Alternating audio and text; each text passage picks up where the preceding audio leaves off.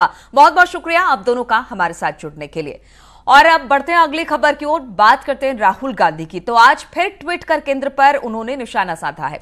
Tweet में राहुल गांधी ने लिखा कि प्रधानमंत्री ने भारतीय क्षेत्र को चीनी आक्रमण के सामने आत्मसमर्पण कर दिया, मगर ये चीन की जमीन थी तो हमारे सैनिकों को क्यों मारा गया? आखिर हमारे सैनिक कहां मारे गए थे? और राहुल गांधी की सरकार से सवाल पूछने को लेकर इंडो चाइना बॉर्डर पर शहीद हुए जवान के परिजन ने राहुल गांधी पर निशाना साधा। शहीद जवान के पिता ने कहा कि भारतीय सेना एक मजबूत सेना है और चीन को हरा सकती है। राहुल गांधी इसे राजनीति को ना जोड़े। मेरे बेटे ने सेना में लड़ाई लड़ी और सेना में लड़ते रहेंगे। ये भारतीय सेना मजबूत सेना है, चीन को हरा सकती है और भी देशों को हरा सकती है।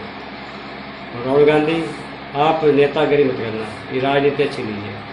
हमारा थोड़ा पहले भी फौज में शार लड़ेगा, अभी फिर और लड़ेगा, सेठ बनेगा।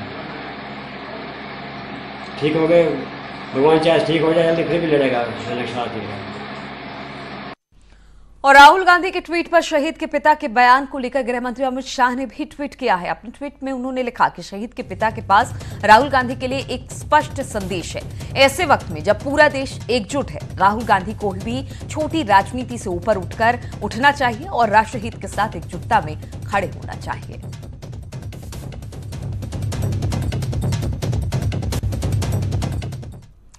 शरजील इमाम के भड़काऊ भाषण मामले में एक बार बड़ी खबर है, जहां पर योगी सरकार ने सुप्रीम कोर्ट में याचिका दाखिल करते हुए कहा कि शरजील इमाम के भड़काऊ भाषण के बाद मंदिरों की दान पेटियां नहीं लूटी गई बल्कि आगजनी भी की गई। दरअसल शरजील इमाम की सारी एफआईआर की जांच एक ही एजेंसी से कराने पर योगी सरकार ने सुप्रीम कोर्ट में हलफनामा दाखिल किया है। उत्तर प्रदेश सरकार ने शरजील इमाम के खिलाफ उत्तर प्रदेश पुलिस द्वारा दर्ज की गई एफआईआर को दिल्ली, मणिपुर, असम, अरुणाचल प्रदेश में पुलिस द्वारा दर्ज की गई एफआईआर के साथ नहीं जोड़े जाना चाहिए, क्योंकि अलीगढ़ में उसके 16 जनवरी के भाषण ने सांप्रदायिक सद्भाव को बिगाड़ दिया था, जिसके बाद 2 महीने तक बड़े पैमाने पर आगजनी, पथराव और पुलिस पर गोलीबारी हुई थी। योगी सरकार ने हलफनामे में कहा कि अलीगढ़ मुस्लिम विश्वविद्यालय में सीएए विरोध प्रदर्शन के दौरान आरोपी शरजील इमाम के भाषण का अलग अलग स्थानीय प्रभाव हुआ था, इसलिए ये उन अपराधों से अलग है जो अन्य राज्यों में किए गए अपराध थे, जैसे कि उन एफआईआर में दिखाया गया। योगी सरकार ने हलफनामे में सिलसिलेवार ढंग से भड़काऊ भाषण के बाद हुए आगजनी और लूटपाट की घटनाओं का जिक्र किया है।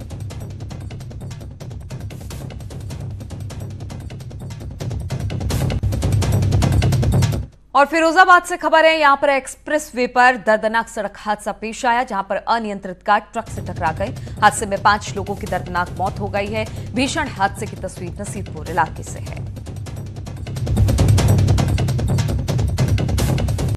और मथुरा में भी कुछ इसी तरह का हादसा देखने को मिला। मथुरा में एक्सप्रेस वे पर दर्दनाक हादसा हुआ।